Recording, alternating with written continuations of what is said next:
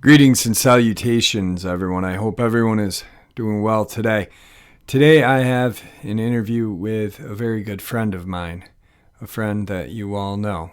And, well, his channel is amazing and he is amazing.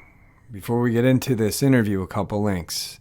As you know, I rely on Patreon, PayPal, and my merch to help the channel to continue to grow and go. The links to Patreon and PayPal are in the description below, my merch displayed directly under the video. Also, Dogman Frightening Encounters Volume 1, 2, and 3, the audiobook versions. They were written and researched by Tom Lyons, narrated and produced by me, Jeffrey Nadolny. Those audiobooks are available on Audible, Amazon, and iTunes, the links to which are also in the description as well. And finally, last but definitely not least, if you'd really like to help support this channel to continue to grow and go, simply subscribe, click the like button, and please leave a comment. It really does help, and it does matter. Now, everyone, I have taken far too much of your time. Let's get on with today's interview. Shall we? All right, everyone. Today I have a very good friend of mine with us. Dark Waters, how are you? What up, Jeff? I'm doing well. What's happening with you, brother? Not much at all. I am excited to have you on and just kind of talk about things. You know kind of what I want this to be. I don't have a direction to go. I just want to talk cryptid, talk community, and have a good time. I really like to start talking about how the field, the cryptid field or paranormal field in general, it's based on theory, you know, and I have my own theories. You have your own theories on things, and I think that it's a really cool thing that you and I have as friends because you have a theory of these cryptids, Dogmen, migrating, and I disagree with that. I don't see it happening. I see them moving, but yet me and you we can chew the fat about anything and not be at each other's throats. And I think that, the community as a whole should see two different people who have two different views and are two different spectrums can get along. So maybe by showing the community this, more people can start getting along and just accepting other people's theories as, hey, this is a theory. It's a good theory, but your migration theory, what made you come up with that theory? How did you come about that theory? Okay, so the migration theory came from data points. And it actually goes back to a conversation you and I had, truthfully. A couple of years ago, we were just talking about, different spots where people were seeing Dogman. And we were talking about, like, locations outside of national parks and just these specific locations. And I was like, I need to go back and look at my data points, right? And so I went and started actually extracting data points of locations because there was a time period where I used to tell what the locations were, and then I stopped because people were going to the locations doing stupid stuff. But I always made a note of the locations. So I had a whole notebook full of locations. And so I said, let me just start plotting these locations. I'm talking about GPS coordinates, the whole nine. So I started plotting them. Boom, boom, boom, boom, boom, boom, boom. And I went over at that point in time, it was like 540, close to 600. It wasn't fully the full 600, like 540 verifiable Dogman encounters. At least my definition of verifiable, meaning that they went through my vetting process, which is proven to be pretty accurate. It's up for debate whether it's 100% accurate, but I'll give it an 89, 90% accuracy. Give myself a 10% margin for error. Right. And so I just started plotting them. And then when I plotted them, it had two divergent routes, and it was like a gigantic loop. And it went through Louisiana, up between Louisiana and Texas, up cutting north, southeast, cutting west, cutting east, then up the Appalachian Trail, and all the way back around, and it came back across Oklahoma, and came back down. And it always went back down into South America. Mm-hmm. And so then I started focusing more on the few contacts I had at the border. One guy in particular, I was like, look, I need you to put me in contact with anybody who's seen these things down there in your area. So he starts putting me in contact with neighbors and friends, and those people didn't want to go on record. They didn't want their story told, but they just wanted to talk. So now I'm talking, and then that's when I started finding out about the Mexican red deers, which is these red fur deer that are being run into. They're coming from, south of the border, and they're being run across the border and herded into America. And multiple landowners seeing these deer and seeing Dogman. Okay. And so I'm like, okay, they're definitely migrating. They're pushing food along with them. So it's a theory. I have the data to support it, so I just put it out there. The problem that I think we run into in this community is simply this. None of us have the technology or access. I'm pretty sure there is technology. We don't have access to the technology like spy satellites, drones, predator drones to monitor the activity. So what we do is we put together our best evidence and present our theories, and then people get on board with the theory and they take it as its absolute law. You know what I'm saying? Right. And I'm not saying my theory is absolute law. It's a theory, but it's a well-placed, well-organized theory based on evidence. Yeah. And based on data points. And so I put it out there to the public. But the real thing is, if we take a 30,000-foot view of let's just say the topic of Dogman. We take a 30,000-foot view of the topic of Dogman. There's data points all over the place. So we have Vic Cundiff, who has his, I think Vic has like 500 interviews. There's data all through all his interviews, right? Yep. You have my interviews and my stories. There's data all through those. You have like your stuff. There's data all through that.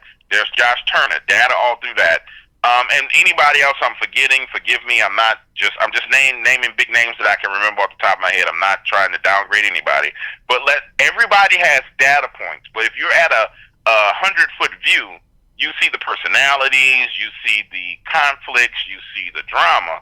But once you get up to 30,000 feet up in the air, and you just purely looking at data, okay, this guy said this, this guy said this happened here, how do we verify the truth of this? And then you go through trying to verify how true it is. You have an entire picture of what's going on. The problem is we get bogged down at the 100-foot level. Yeah. So when I roll out my data, I try and roll it out from a 30,000-foot point of view to where anybody can look at it and say, okay, I can understand and digest what's being said. I didn't want to put out the actual coordinates themselves. I put it in the general vicinity of the coordinates. I didn't want to put out my actual coordinates because then I get into the whole, I'm a Dogman researcher. I'm going to go to these coordinates. And some of that's private land. Some of that's public land where families are. And I know that there's certain people who want to hunt Dogmen. Yeah. If you go on somebody's property and you shoot it and you cause a problem for that that homeowner, then it's really my fault because they trusted me. So, yes, there's different theories. Yes, we're going to have different theories. That is the healthiest thing for us all. Absolutely. And it's the healthiest way for it to be because now you're getting all this information. And this is the crazy thing, Jeff. People listen to all our content. Even though Vic and I don't get along, they listen to me, they listen to Vic. Mm-hmm. And this other person, they listen to everybody's content. It's just that somehow we allow ourselves to get kind of balkanized into these groups. I believe they're flesh and blood. I believe they're ethereal aliens. I believe they're this. No. There's a possibility that it's actually all those theories are true. Yeah. And it's better to put all those theories on the table in order for people to digest them. Like I've said hundreds of times on interviews, my theories are there's a 4-lane highway. There's an original Dogman Nephilim-like creature that was created by the sons of God when they fell and they corrupted the planet. Whether you believe those sons of God were angels or whether you believe they were aliens, they were genetically modified a long time ago. Then I said there is someone who went out, and I know for a fact there were people who hunt DNA. There's someone who went out and hunted that DNA and then genetically modified it again. So you got 2 genetically modified versions. Then I said there is a version of these things that has absolutely nothing to do with any of that. It's demonic, and it's purely demonic manifestations. that are happening in people's houses in weird and crazy places. And then the other theory is it's misidentification and people seeing things that aren't actually a Dogman. It's something else. Right. In some cases, it's a Bigfoot. So those are my theories, but I leave myself room because I think the fourth one is not that. It's the alien thing where it's literally something from another planet or interdimensional coming here. Right. Demonic, interdimensional. When you take the Bigfoot theory of Bigfoot, the Bigfoot looking like one, you drop that in the first group of the original Nephilim type thing. Yeah. So those are the four theories.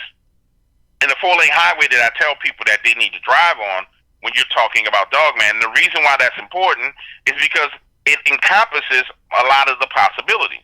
So you can, just like on any other highway, at any point in time, if Jeff, you and I are driving in the fast lane on the four-lane highway, we can swerve all the way over to the far right lane where we're about to take an exit and then change our mind and swerve back over to the other one.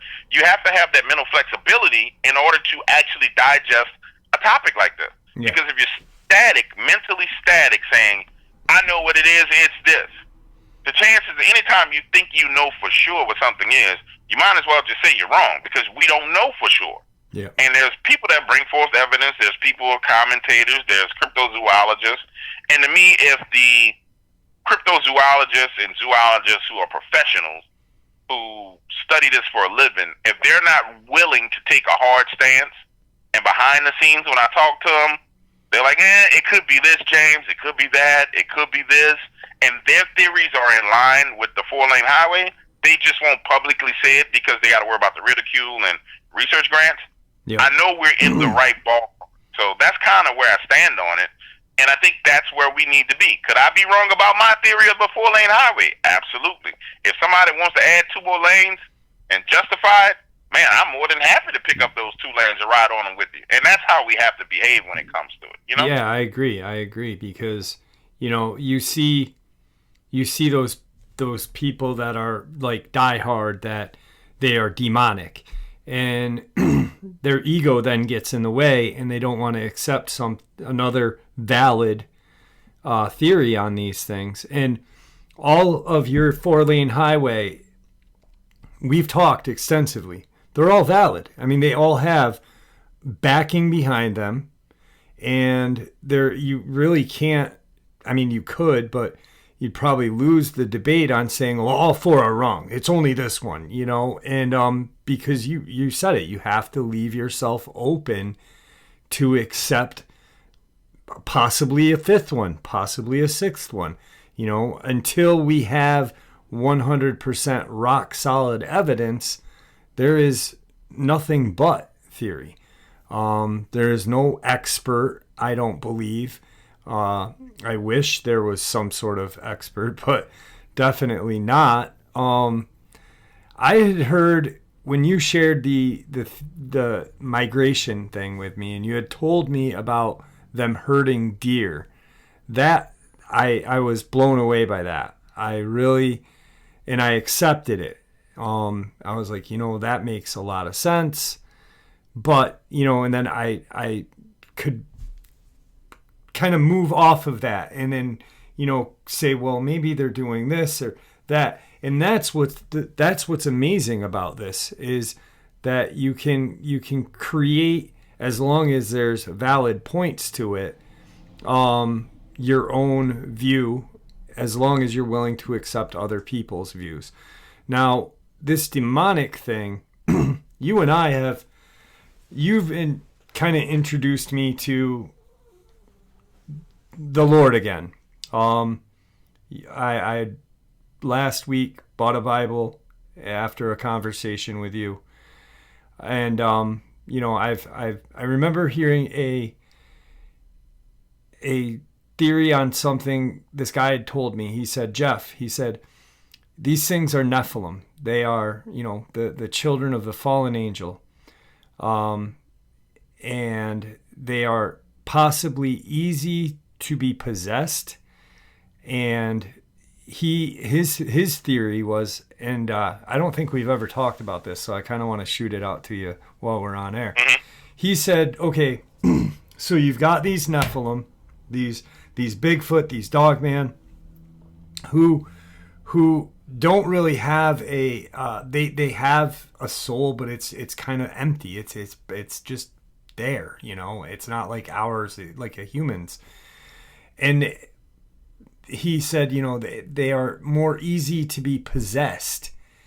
And then he had said, you know, that you see all these sightings of Dogmen or Bigfoot that have black eyes, that have blue eyes, green eyes, yellow eyes, these amber red eyes. And his view of it was the ones that were very malicious, very dangerous to humans, that had these red, fiery hellfire eyes were possibly possessed. When he had told me that, I was like, wow, you know, that really that's pretty cool. You know, I mean, it's a valid point. I mean, they are a fallen angel's spawn, so they are kind of soulless if you think about it. And what else, you know, you've got this empty chamber, so this demonic entity could come and possess them. I found that really to be fascinating. Do you have any view on that theory or not? Absolutely, I have. My view is in line with his. That's one of the things I discuss on, I think it's Dogman 101 or Dogman 102. So when we start talking about, what he's saying is essentially they're an empty vessel. Mm-hmm. So if you're going down the road of that's traveling a 2-lane highway. So you're on the highway where you're siding with biblical scripture, which says that the angels fell from heaven and they came down and they corrupted everything on the planet. And they basically defiled everything God created. And that's how we got dinosaurs and all this other wild stuff. And it would make sense that you had something like a werewolf created or upright walking wolf. And so what he's saying is because they were created in the manner in which they were created, they have a spirit, but they are soulless vessels. And so what he's saying is there are vessels and that those vessels can be possessed. Now for a human, typically demonic possession or being in possession of a demon, there's a couple of ways that it can happen. One is through a covenant, like through your family, where they did some kind of blood ritual. Another way is through ignorance, where you just are ignorant and oblivious to God's law, and you're running around sinning, and you create these sins that open doors and gateways. Like, you know, you and your wife watch pornography, you're married, you watch pornography, you defile your bedroom, and it starts off you're just watching some regular porn. Next thing you know, you're into some of the craziest stuff, and it starts to affect your household, and it really starts to affect your relationship, right? So we know that exists. What he's saying is that because they are not covered under the covenant of God, they're just soulless beings, so something can jump in and out of them at will. Yeah. And it makes perfect logical sense from a biblical standpoint, aspect of Dogman and Bigfoot. But I'll go one step further, and I even said this. We know about the eye shine, we know about the eye color, we know about all these different things. But here's the further step, that as an investigator, when you investigate these encounters, the data point that most people miss is what spiritual state or what state of mind was the person in who had that encounter. And this is, I think I was on Josh Turner's show a couple of days ago, and I was telling him, I said, you know, we get lost in the encounter, but we don't collect the right data points when it comes to the individual. So for me, an individual who had something that I would consider to be a demonic encounter, I want to know, hey, bro, what was going on in your life when you saw this Dogman with these fiery red eyes, and he manifested in your bedroom, and your bedroom is in a condo in downtown Atlanta. What was going on in your life? And then when we start digging and like taking that little thumb screw and twisting it, you find out, okay, this person was doing some pretty perverted acts, or this person was in a situation where they were going through a divorce and they were real vulnerable, and at the same time they were consuming this content, and you find that there's a spiritual misalignment with that individual that opens them up to any type of demonic activity, any type of demonic encounter. But what you find is that it manifests itself in the form of what they've been consuming. It could be Dogman, it could be Bigfoot, it could be Black Eyed Kids, it could be all types of things, right? Yeah. So not only do I agree that they are empty vessels, because that's a part of my 4-lane highway theory. But also, I think we need to add something like a subset to that, saying, okay, what spiritual condition was that witness in when they, when they had that encounter? Where were they in their life? You know, who were they associating with? Were they practicing any magic? Were they lighting any candles? What were they doing at that point in time that led to it? So no, his theory is nail on the head. It's just that you have to expand upon it. And when you start to expand and expound upon these theories, it's called chunking down. In conversation is chunking down, and data collection is chunking down. It's like you're drilling and digging and digging and digging and digging, trying to get to the bottom of it. As you chunk down on these theories, you start to see these little small things that people have in common. So, for example, just off the subject, black-eyed kids, right? Yeah. On my album, I did a story out of Atlanta where a guy saw these 2 black-eyed kids when he was coming out of the barbershop, right? And he tells me the story. We're talking, bada bing, bada boom. And I'm like, okay, that's a cool story. I'm going to tell a story. And so at the end of the story, I'm like, yo, bro, let me ask you a question. It's like, what's up? It's like, you know, what's your religious beliefs? He's like, man, you know, I used to go to church all the time, you know, and I stopped going to church because something happened at church where he didn't like what he saw. It was the typical, you know, some of the people in the church weren't behaving the way that he thought they should. And I explained to him, we're all under attack, and therefore everybody's getting hit from every different angle. So your brother's going to get hit, and you're going to see his flaws just like he sees your flaws. Your job is to encourage him and pray for him and understand that we're all under attack. But the time period in which he saw this, he was straight up on some, man, you know, God doesn't exist. I don't believe in God. If God did exist, why he lets A, B, C, D, E, F, G happen? Like, he was in this state of complete and total doubt, and it's really called rebellion. So he's in this state of rebellion, and then he has this encounter, right? And I'm like, okay, in my mind, it makes sense because I know spiritually you have these windows and doors that you chose to open up. God didn't choose to open those doors up. You walked over, and you opened the window, and you opened the door, and then bam, stuff is starting to come into your life.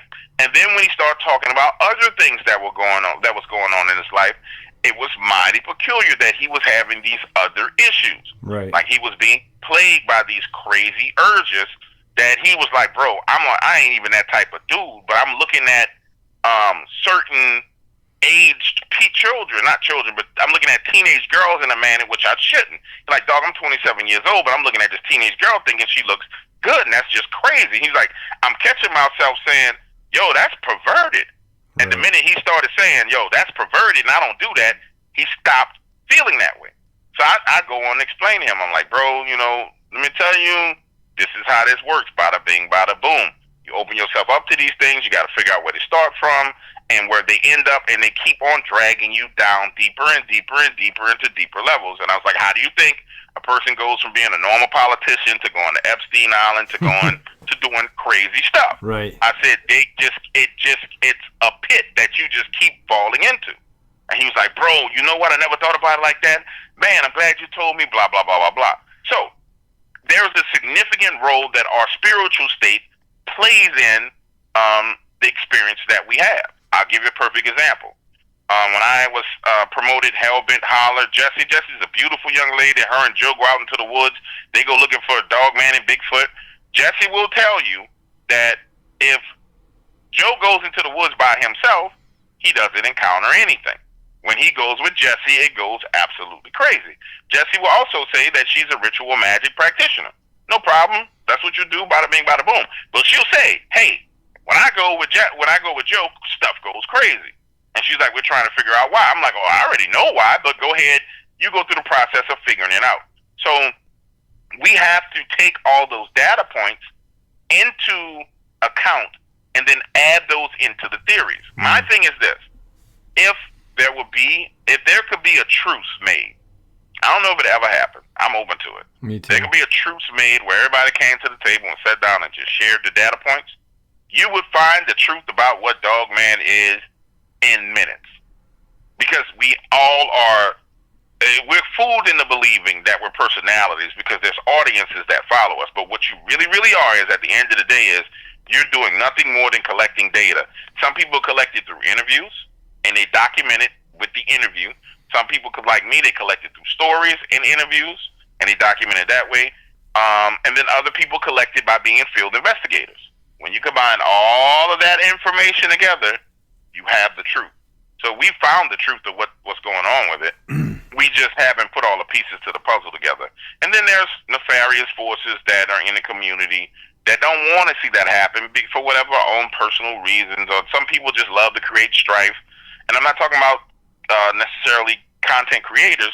There's just some people in the audiences who love to cause strife. Right. And that has its own spiritual aspect and element to it. Yeah. And that's what it boils down to. I'm sorry, I'm rambling. No, that subset, just listening to you, I started to think about something. And I think it was in Tom Lyons' second book that I narrated. There was a Dogman story, and it was a terrifying experience for this woman. But at first, it kind of felt, like it almost didn't belong in the book. It felt strange because this woman she had rented a cottage, and there was it was owned by a taxidermist.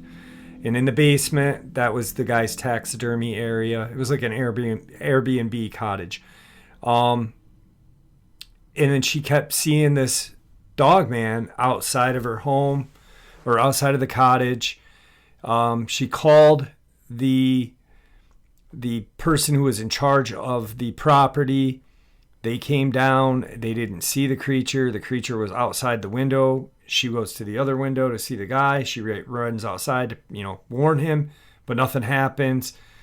And then at the end of the story, before she leaves this cottage, she has this experience where the Dogman is then in this cottage. It's in her room. And like the subset that you just said, what was this lady or this person she was going through a divorce, and she was isolating herself, which then brought this demonic entity into her life. And that explains 100% why this creature was inside the home, why it was only her that could see it. But there was actually physical evidence that people could see, like the ground being torn up by a window. I never really thought about it like that until you just said that subset. And as researchers, we should look at that, and you're exactly right. And wow, thanks for pointing that out, because that really can answer a lot of different experiences and encounters that kind of don't make sense. Because I was like, well, it makes sense because it's digging outside. Maybe it's going in for the taxidermy. Maybe it's mad, and then at the end of the story, it's in a room. And I'm like, it had nothing to do with the taxidermist at all. It was all on her. But that's how it works. And see, when we start talking, so those are the roles that we play. For example, we as content creators can lay out the highways because we have we talk to the people, we get the evidence, we have those conversations. So then there's the role that the audience plays, the subscribers and listeners play, because they are content consumers. So as a content consumer, they can sit there, and if they know about the highway, they can further validate. They can further validate what's being said, or they can disprove it. And it's really, really simple. Okay, you listen to Vic Cundiff on Friday, you listen to Dark Waters when he drops a story, you listen to Jeff when he drops, you listen to Josh. You are sitting there listening to all that content. If you use that same theory and you say, okay, well, this was said over here, and it's in line with what was said over here, which is in line with what was said over here, now you start to see, okay, maybe there may be some truth to it. Or you may say, well, okay, this was said over here, and it contradicts what was said over here, and you put it to the side, and you keep looking for similarities. The conflict in this community comes with the contradictions because we tend to focus on the contradictions. But the solution in the community is the similarities. So contradictions lead to conflict, and that's why you see that there's conflict about whether it's a spiritual being only or whether it's a flesh and blood being only. That's because it's a contradiction, and contradictions naturally lead to conflict. That's a part of, having contradictory opinions. You have to discuss them. But if you just look for the similarities and point out the similarities, you're going to get to the same spot without the conflict. And that's what I do now. I don't. People have their theories, they have their thoughts. I'm cool with it. I don't care. What I'm looking for is the similarities that match, and how things blend in together, because that's what the truth is. So, to the audience listening, you guys have a role to play in solving this problem. That's if we want to solve what Dogman is and where it goes, because there's more than enough data out there, starting back from Linda Godfrey, moving all the way forward. Dude, there's way more than enough out there to come to a final conclusion about Dogman. Like, I'm at my point where I'm getting ready to pivot away from Dogman, because I've come to some conclusions. I'm putting together an official report with that people gonna be able to download, with locations, with pictures, with all kind of stuff, and I'm gonna put it out there, and then I'll still touch on it, but I'm gonna move on to my next thing that I want to know about, because at the end of the day, when you go too far with it, in my opinion, it becomes an idol. So now I'm idolizing Dogman, and everything I'm doing is about Dogman, and so therefore, my income is derived from Dogman. That's too much power for one thing that could be derived from fallen angels to have in my personal life. I don't know about nobody else's life, but that's too much power for that to have over me.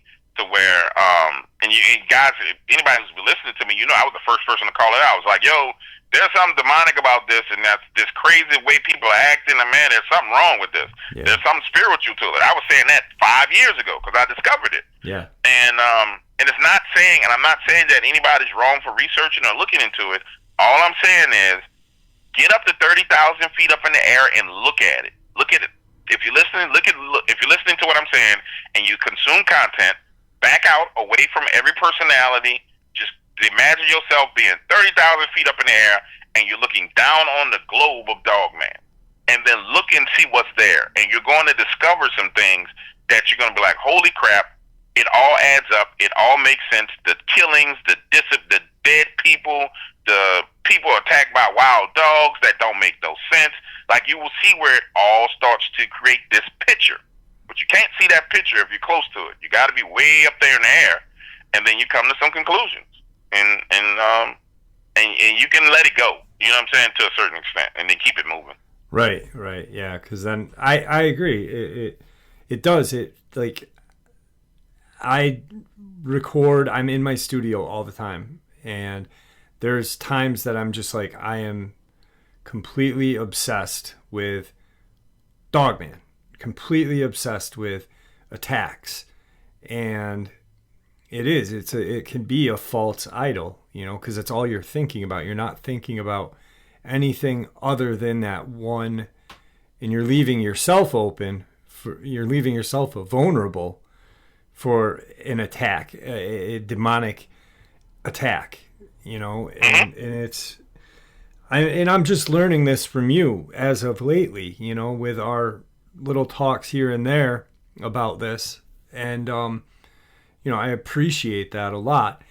Now, getting off of the Dogman subject, okay. You had mentioned black-eyed kids. Do you think, because how you kind of presented that story about that guy, it's almost as if his Dogman was the black-eyed kid.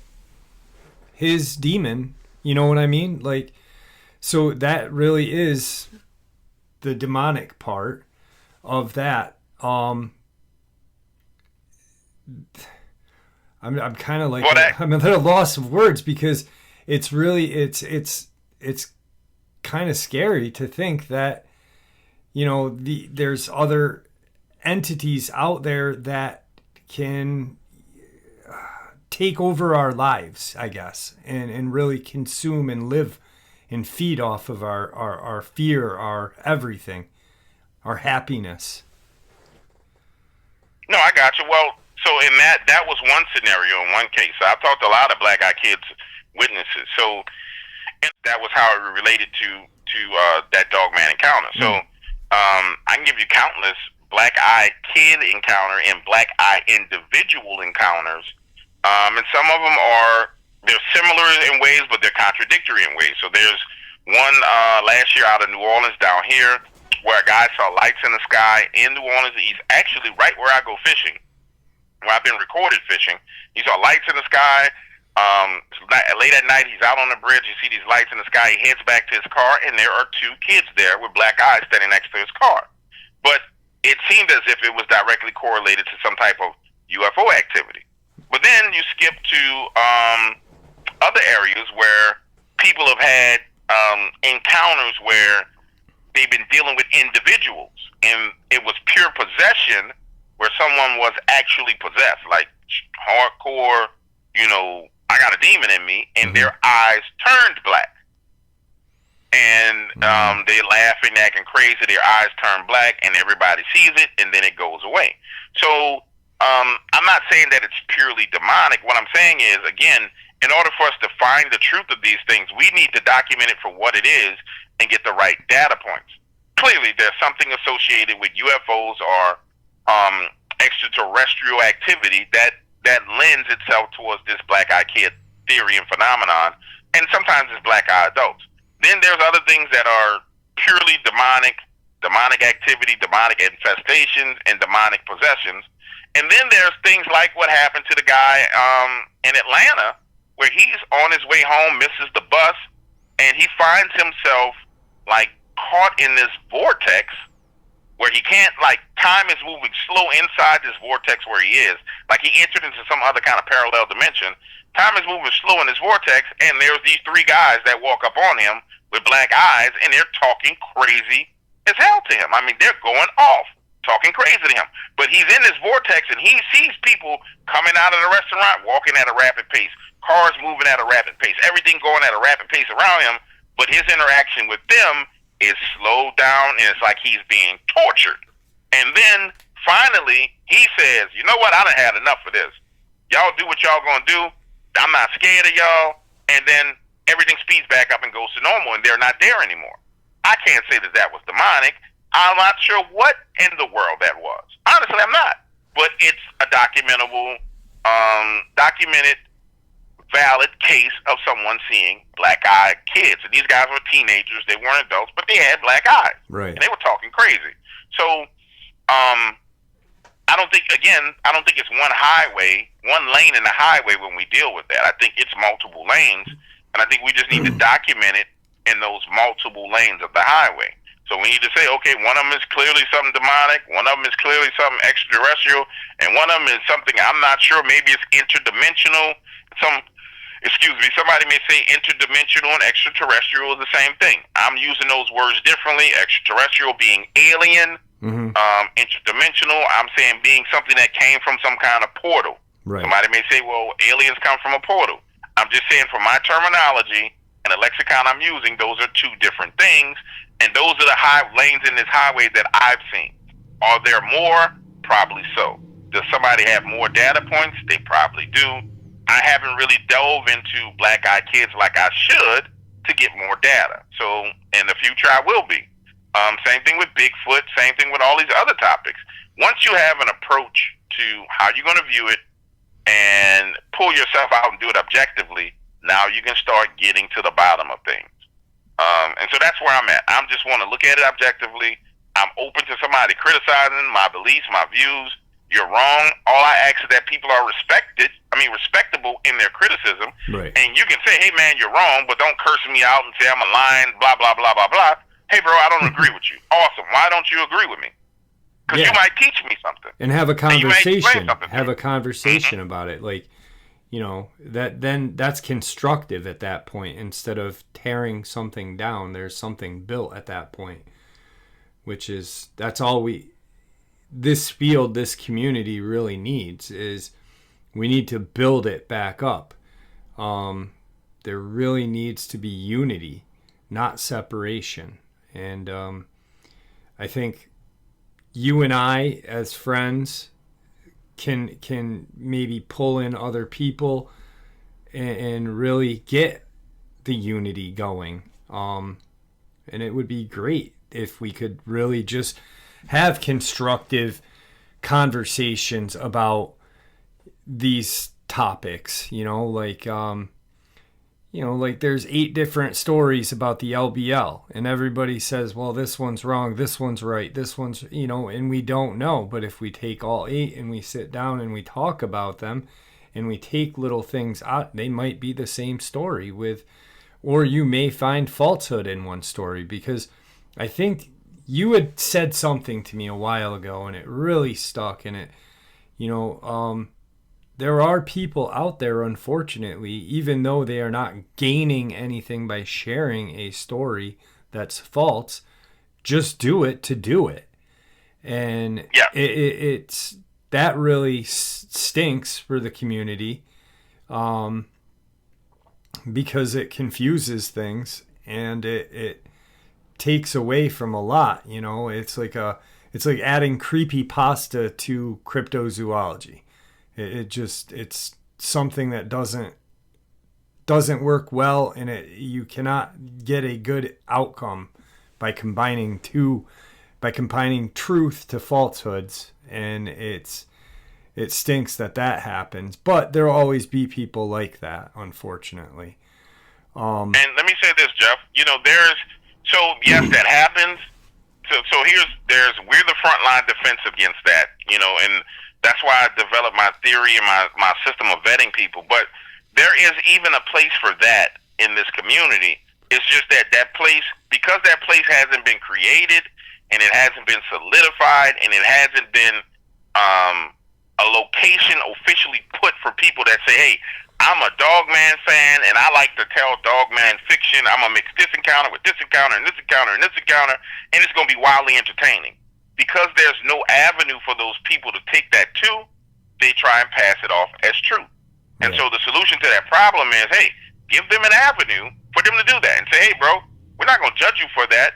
You can actually be the best person out there at Dogman fiction, period. You can be the best that takes all this stuff and combine it.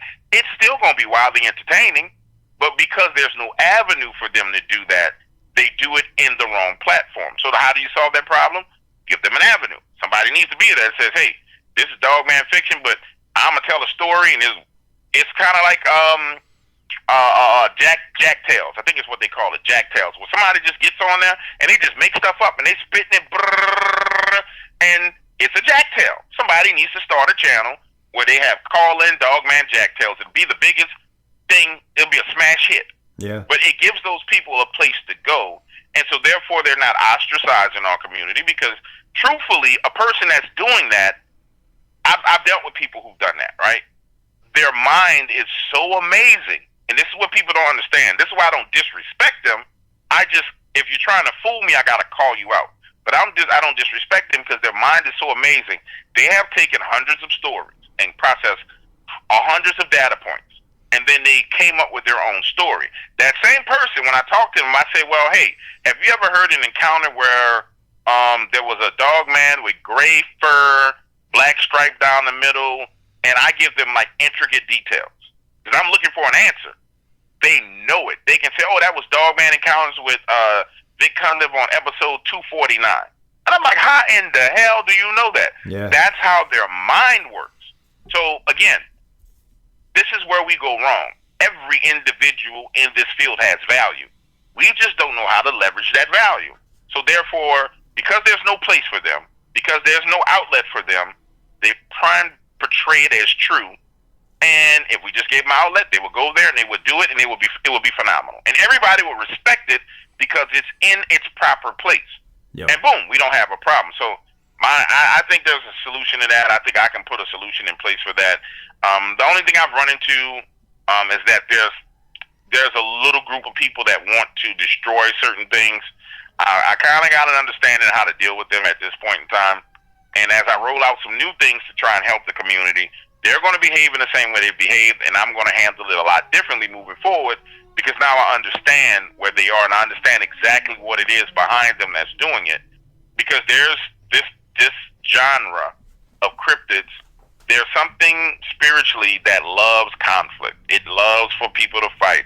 It feeds off of it. It thrives off that strife and that anger and that anguish and that, that beefing among people. And think about it, Jeff. You've known me the whole time. I've been someone who stands up for myself and stand up for my friends, right? I squash more beefs than I've started, right? Yeah, absolutely. But at the same time, in a lot of eyes, I'm like this evil, bad guy. And that's fine, because from a public's perspective, if you don't know me, you don't know my heart, so you don't know. But then when you talk to people in the community who've dealt with me, creators, they'd be like, nah, that dude is the truth. I love him. I'd rather have him in my corner than anybody. And you'll find very few people who will ever tell you that actually in the field, who work in the field, that will say anything negative about me, right? Right. So, but that's a dynamic.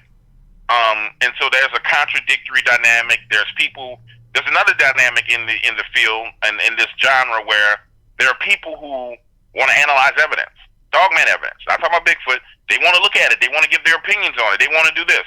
They need an outlet where they can do it, but they need to understand that there needs to be constructive criticism. It can't be, okay, this man shared this picture, and yeah, maybe it's a blurry picture, bro. Hey, maybe it's 20 blurry pictures. Okay, it's 20 blurry pictures. You don't have to lambaste and go crazy on the person, bro. Those pictures are blurry. Let's try again. Encourage that person to keep trying to find photos. Yeah. They may be drawing on photos things that aren't there. Hey, we don't see anything there. Send some more. We want to see more. You know what I'm saying? Yep. Because that person is trying to get to the truth like you are. Could they possibly be mentally ill? We don't know. We can't assume that until we talk to that person. It could be a whole bunch of factors. But what I do know is how you treat that individual dictates what's going to happen with that individual moving forward. If they're mistreated and they're treated like a piece of crap because they decided to post a picture, then they're going to become a part of that, my words are slipping me, disgruntled group of people who lash out at other people. So we have to start finding ways to embrace each other. And we have to start setting up systems where we can embrace each other. And then we have to hold the line when people just start acting plumb fools and say, look, we're not doing that as a group. We're not having that. Whatever you guys are, you can just stop. You know what I'm saying? Chill out. Go ahead on with that. And people have seen me do that over and over and over again. Leave that man alone. Stop. Leave this one alone. Leave that one alone. Chill out. Relax. Y'all bugging. Blah, blah, blah, blah, blah. Because it's just not constructive, and it's really, really destructive to the topic. And it runs people out of this topic. I mean, out of the genre. I've seen so many people come in, they get ran out. Yeah. They come in, they get ran out.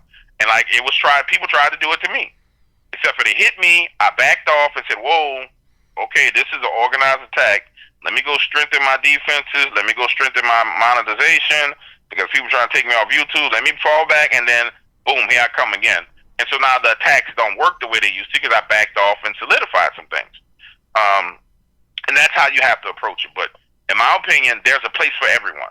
But it's all got to be done with respect. I said this on Bigfoot Odyssey because recently I had this big old kerfuffle with a segment of the Bigfoot community. It was huge. It was going to end bad. But I took the same approach I always take. Hey, I'm willing to talk to you. Let's go talk. We talked it out. We agreed to disagree. Go our separate ways. It died off. It deaded. I don't have no problem with him. It's not even personal. It was, you messing with my money, you messing with what I'm doing, and there's other ways to handle that, and you handled it wrong. Some people admitted they handled it wrong. Some people didn't. We squashed it. There's water under the bridge. I ain't worried about it. I actually reached out to some of those people to work on a project with me now that I'm getting ready to start, just to see if they want to do it. So it's just a matter of how we treat each other, bro. This phone is going crazy. Come on, there we go. Put it on. It's just insane. It's a matter of how we treat each other. If we treat each other right, it'll work out. I agree. And we're coming up on time. It's getting to be dinner time too. But I want to kind of say one couple things before we end this. Is the respect is very important. Not only between researchers, creators, but between the audience and the people sharing. Because let's say you've got someone that has had a horrific experience that had been vetted. It's 100%, an absolute terrifying experience, and they've got a picture, and it's not the best picture, but they can see what they saw that night, and they know that this experience happened because it happened to them, and they share the picture with their experience, and out comes the disrespect, out comes the maliciousness, and that person then gets kind of attacked twice, first by whatever they experienced, then by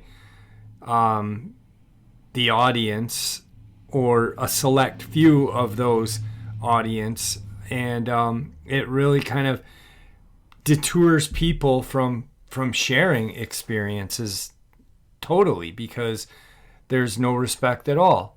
And I think that I think people in this community, audience, creators, researchers, all need to be respectful of each other, and not just us, you, I, Josh Turner, Vic Cundiff, any of us, but everybody, the audience as well, because they are a huge part, like you said, at solving this puzzle. They're sitting at home listening to data that we've collected, listening to stories that other people are sharing on our channels, and they could easily have answers that could help solve the puzzle. Absolutely. And there's a movement towards that happening. It's a tsunami wave of that coming right now into this community. There's a lot coming into this Dogman community that's going to hit people by surprise, because there's people coming in from different angles with different projects that they have seen those holes, and they want to fill gaps that are there. And I've talked to some of those people. Like, a lot of people approach me over and over. Hey, we want you to be a part of this. And I'm like, look, I'll help you, but I don't want to be on the forefront because it'll be issues, and I just want to see you get out there and get rolling. And so there's a lot of stuff coming down the pipeline that's going to change things. So, for example, like right now, all the Dogman stuff is centralized on Facebook, right? There's all these Dogman groups centralized on Facebook. Facebook owns all that data. They own all those posts. They've tricked people into believing that, you got your group and it's your group, or not. And technically, all that data belongs to Facebook. And so there are people coming in with portals that allow people to post their Dogman encounters, where people can vote on their Dogman encounters and vote on what they believe how true it is, how true it's not, where people can highlight things in their encounters and compare them to other encounters. There's all kind of things coming down the pipeline that are good for this community. It's just a matter of whether the community is going to embrace it or not.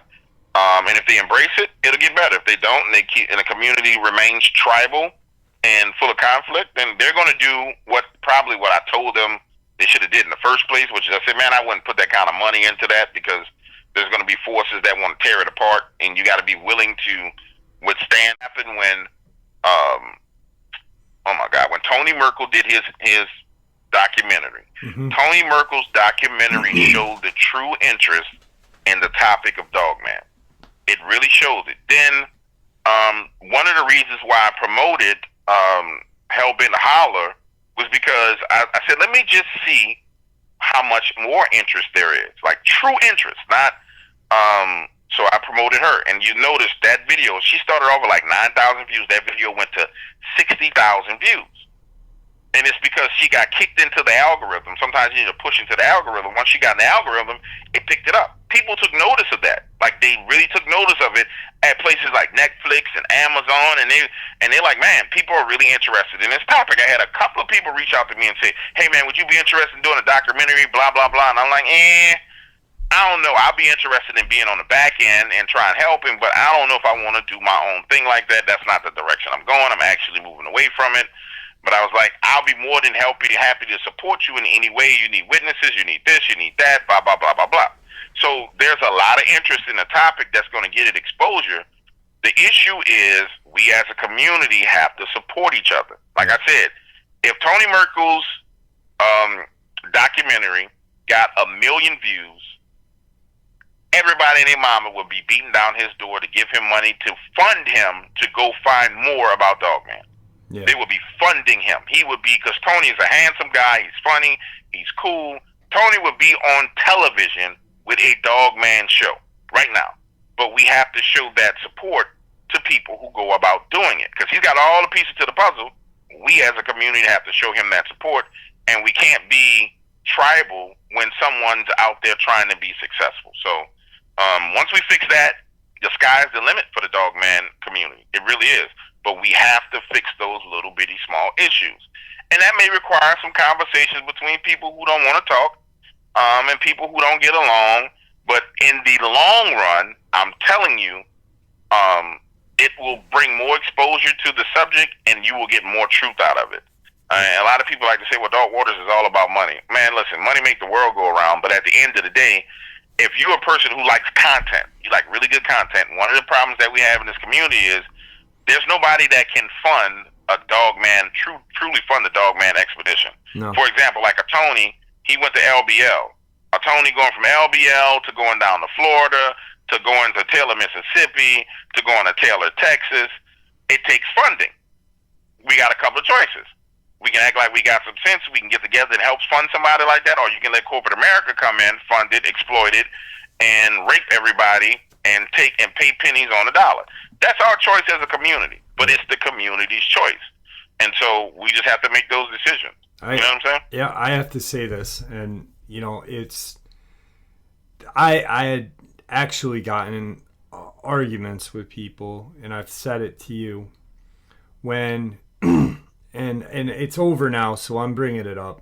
When Dogman Camps first came out, it was your idea. Your idea was, we need funding to send experts in the field of zoology, anthropology, archaeology, this, and that. We need these people to go into the woods for 2 to 3 weeks, but not worry about a paycheck. So when they come out of that woods, there's a paycheck waiting for them. Not just a bunch of random guys that are going in the woods for the weekend with a 12-pack of beer and their hunting rifle and some cameras and looking at holes in the woods and this and that and saying that could be Dogman. You wanted experts. You created this, you had this brainchild, it was brilliant, because when you came to me, you came to a few people and you said this idea, and I saw it, and I was like, wow, if this might work. But the thing is people then were upset because $5 to look at a camera that is solar powered, that could only really function 12 hours a day. It needed time to charge. It needed time to, and then people were like, well, he's all about money. But they didn't realize what the end was supposed to be. It was supposed to have 6, 7 people that were experts at different fields that could go into the woods and not have anything else in their mind except Dogman, except Bigfoot, except whatever they were going into those woods for. Their rent check wasn't, in their brain. Food for their kids wasn't in their brain. Why? Because it was waiting for them when they got done, and they knew that. And that was your brainchild, and it really sucked that people didn't see that idea, as a valid idea. They thought that you were going to get rich. He's just doing it for money. He's going to get rich. You lost a shit ton. Yeah, I lost a lot of money. I lost a lot of money, bro. And it really upset me because it was an amazing idea. It was an idea that if it had the backing and support, it would have worked. And unfortunately, because people, like you said, view Dark Waters as he's made money, they were not behind it. They couldn't see the concept of it. All they could see was money. But they didn't realize that these cameras costed money, that this property to put the camera on costed money, and it would have worked if there was the support of the community, and that's really upsetting to me that it didn't work, because to me it was a perfect idea, you know. So but I'm gonna tell you what I learned from that, and this is, I've been an entrepreneur my whole life. I mean, I really have. And what I learned from that was it was very significant. It's a niche product. It was meant for a niche audience that was a divided marketplace, that I knew had turmoil in that marketplace. And so because I chunked it down to Dogman cams, it gave too much control to just one group of people. Yeah. And their opinions and the way they felt on things. Had it been paranormal cams or cryptid cams or UFO cams, and it targeted everything, then that segment of the community that had the hate and the craziness, it wouldn't have had so much power. So the lesson that I learned was, you have to target a broader audience, which goes back to what I was saying before about, as these people come into this community to try and not only find the truth, there are going to be people coming to this community that try to make money off of it.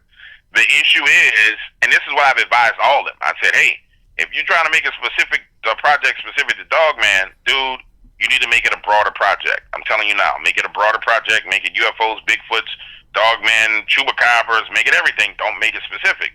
And unfortunately, that's been the experience. That's the approach that people need to take if you want to have something successful, because we have that confusion in every community. But if you target all these communities as a whole, there will be enough people to support it. Problem was, I decided to make it super niche and chunk too far down. That's my fault. I take full responsibility of it. That's why when the losses came, when it got to the point that I said, okay, that's enough. We cut the cord. We keep it moving. And you notice I wasn't mad or angry at anybody about anything. There were certain things I didn't like that people did. And when they did them, I made it known, because there were things behind the scenes that were going on that the public didn't know about. And there were things that happened that people kind of handled the wrong way, and they admitted it behind the scenes. But outside of that, it was a wrap, you know. And so I'm not opposed to doing something else to try and get to the truth. It just has to be done on a broader scale. Yeah. That way it doesn't chunk down and give too much control to people. Now, how does that affect the Dogman community? It hurts the Dogman community because, for example, I'm about to fund an expedition, but it's a cryptozoologist out of the UK who's been to, 20 different locations. He wants to go look for giant anacondas. So when we talked, and I said, well, how much is it going to take for your trip? Blah, blah, blah, blah, blah. We're going to schedule it next year. I'm going to put up some money. He gave me his budget. I said, okay, we're going to do this. I'm not putting the money into Dogman. I'm putting it into giant anacondas. You know what I'm saying? Because that's what his interest is. That's what he wants to go look at. And so it's still something that's in the cryptozoological field. Yeah. It's a project that I'm going to be involved in. I'm going to get some credit on for being the funder. But unfortunately, the perception of dark waters being all about money, I do make a significant amount of money doing this, but a lot of that money goes back into a whole bunch of other things in other people's pockets, like producers and talk show hosts and promoting people and doing all the rest of this. So, yes, I make money, but I'm one of the few people who actually put that money back to try and make things better. And you'll see it as this comes out with this guy. You're like, man, they really did an expedition to go look for blah, blah, blah, and they got it on video, and they got a whole little mini movie about it.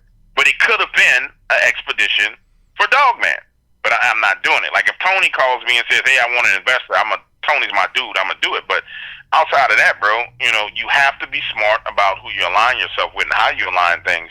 And just my experience is it needs to be a broader subject and a broader topic. Somebody else will come along, they might take up that mantle, but for me, it's got to be bigger and broader. And that's why I'm pivoting away from that topic. I'll still do the encounters, I'll still talk to people about it, but my experience is it needs to be broader and bigger because you need to touch a bigger audience to get things done. I agree. Well, it's been about an hour. I appreciate you taking some time out of your evening, and it's been an honor to know you for this time that I've been on YouTube. You've been nothing but a friend, a mentor, and someone that I really truly respect And you really have mentored me and shown me different things, and I appreciate it. So I just wanted to put that out so everyone can hear it, because you are a good friend and you're a good person in general. So thank you. Nah, man, I appreciate it, and I love you, brother. And anytime you need me, I'm right there. I hear you, and I'm right here for you. Do me a favor, don't hang up. We're going to end this. So thank you for coming on, my friend. All right, glad to be here, and I'll be back anytime soon you need me. All right, guys, I really hope you all enjoyed James and my interview. I really think that, two different people, two different views on things, but yet we share similar views on other things, can really get along and really have a great friendship. I think the community can too as well. He is one of my closest friends, and I feel that I'm blessed to know him and honored to know him. He has really inspired me to pursue researching everything that I can and not giving up. Not giving up when people are talking about me. And, just really keeping straight and true to what I want to research and what I want to share, and really just welcoming me into the community. So with that, I want to thank everybody for listening, and I really do hope you all enjoyed it. Thank you.